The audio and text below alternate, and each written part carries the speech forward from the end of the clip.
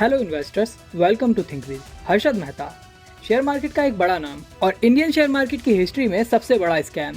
और आज फिर से एक बार हर्षद मेहता का नाम सुर्खियों में है। देश के बिजनेस टाइकून हर्ष गोयनका ने आरोप लगाया है कि शेयर मार्केट में हर्षद मेहता एंड केतन पारिक जैसे स्कैम की वापसी हो गई है। उनका कहना है कि कुछ गुजराती एंड मारवाड़ी ब्रोकर्स मिलकर शेयर्स के भाव चढ़ा रहे हैं।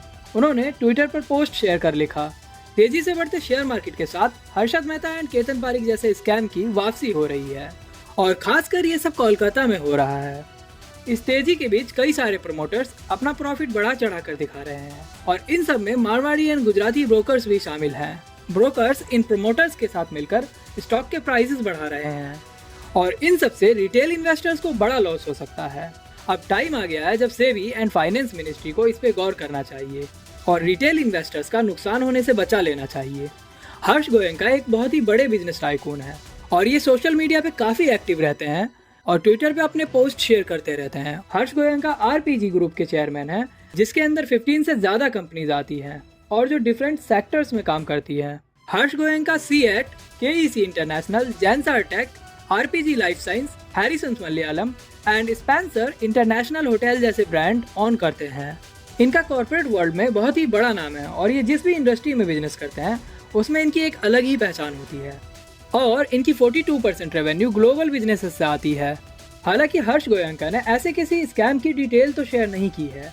उन्होंने पहले 2 स्कैम का जिक्र किया है, जो दोनों स्कैम पहले मुंबई में हुए थे, लेकिन इस बार का स्कैम कोलकाता में हो रहा है। हर्षद मेहता का जन्म गुजरात में हुआ था और उन्होंने अपनी एजुकेशन मुंबई में की।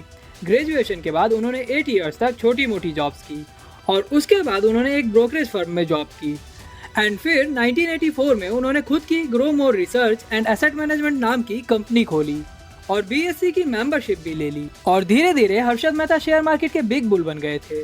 हर्षद मेहता जिस भी शेयर के बारे में बोलते थे उसके प्राइस आसमान छूने लगते थे और जब स्कैम सामने आया तो पता लगा कि गवर्नमेंट बैंक्स का पैसा उठा के शेयर मार्केट में लगा रहे थे। हर्षद मेहता एंड बहुत सारे लोग जेल गए, लेकिन इन सब में सबसे ज्यादा नुकसान रिटेल इन्वेस्टर्स का हुआ और इसके बाद ही सेबी का गठन भी हुआ और फिर 10 इयर्स के बाद शेयर मार्केट में केतन पारिक स्कैम हुआ।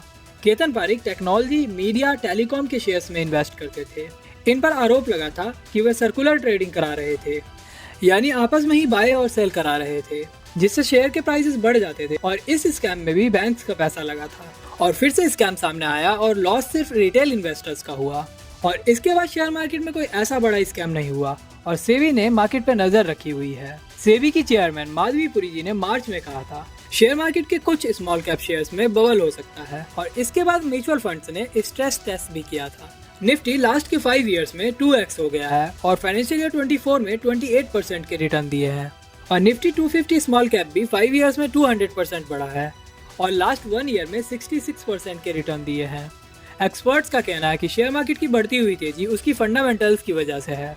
FIIs and DIIs Indian economy की बढ़ती हुई ग्रोथ में भरोसा दिखा रहे हैं और शेयर मार्केट में अपना पैसा भर भर के लगा रहे हैं। साथ ही शेयर मार्केट को लेकर लोगों में अवेयरनेस भी बढ़ी है। लोग रियल एस्टेट एंड गोल्ड की जगह पर शेयर मार्केट में अपना पैसा डाल रहे हैं। लेकिन हर बुल रन में अच्छे फंडामेंटल वाले शेयर्स के साथ साथ जो खराब फंडामेंटल्स वाले शेयर्स होते हैं वो भी बढ़ जाते हैं और वहाँ पर बबल क्रिएट होता है। और अगर आपको ऐसे स्कैम से बचना है, आपको सिर्फ अच्छे फंडामेंटल वाली कंपनीज में ही इन्वेस्ट करना चाहिए।